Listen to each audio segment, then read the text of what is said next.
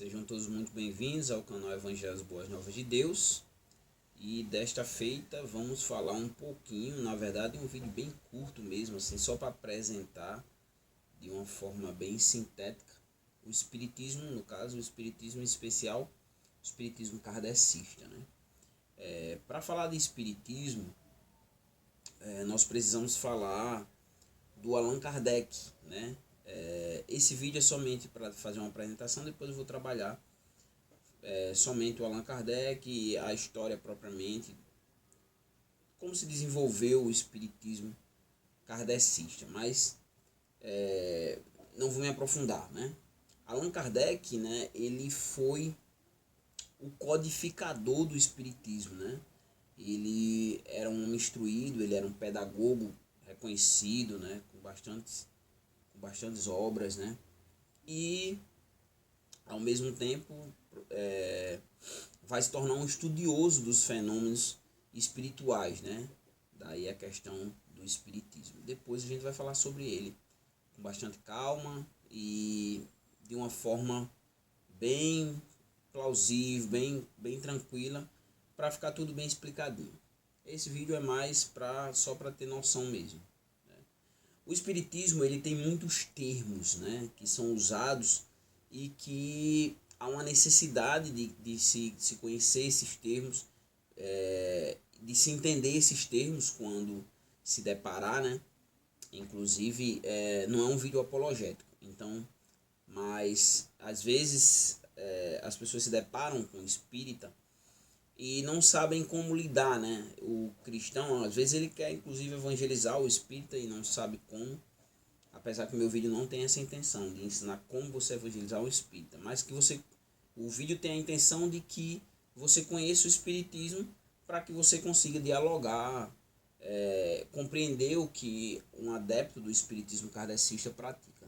Então o espiritismo ele tem muitos termos que eles usam, né? Que é usado dentro do seu convívio, que é a própria palavra espiritismo, né? O magnetismo é muito usado, a codificação é um termo também dentro do espiritismo, e o Pentateuco. Depois eu vou mostrar esses 5 livros, na verdade eu tenho 7 do Allan Kardec, mas esses 5 livros em especial esses 5, né?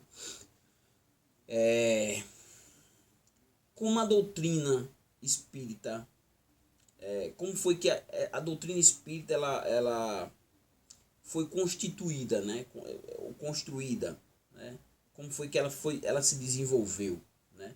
A metodologia usada pelo Allan Kardec, né? Que depois eu vou dizer o nome dele, né?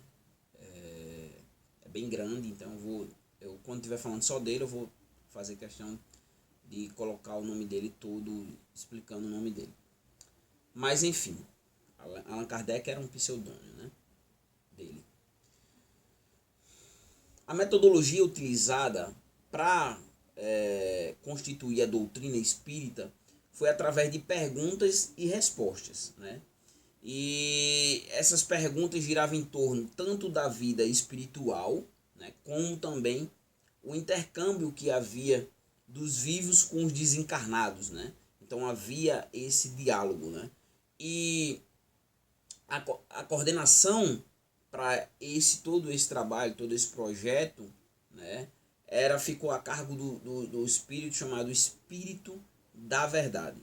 Então, foi através de desenvolvimento que foram escritas as obras, né,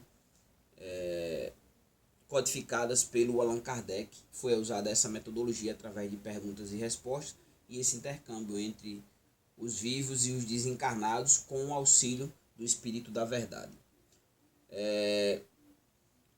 Os princípios, no caso do Espiritismo, como também o seu propósito, tem dois, né? Dois princípios e propósitos do Espiritismo, né? O primeiro dele é a construção, a ideia de construir um mundo melhor, né? Então, é um dos princípios do Espiritismo, né? Seu propósito. E como também o progresso moral das criaturas, para que as criaturas elas progridam, né? Já que o Espiritismo ele acredita na reencarnação, assim também, no caso o budismo, renascimento, e o espiritismo, reencarnação. E para finalizar o vídeo, né, ficou até legal, 5 minutinhos só, o lema do espiritismo, né? O espiritismo ele tem um lema, né, que é: fora da caridade não há salvação. Então você vê que os espíritas, eles praticam bem essa caridade, eles fazem esse trabalho mais filantrópico. Quando acontece algum desastre, alguma coisa, os espíritas chegam lá, né? Eles dão, os evangélicos também fazem isso, mas os espíritas eles têm um trabalho à noite com os moradores de rua, com as pessoas que usam drogas, os drogados, né? Aquelas pessoas que estão à margem da sociedade.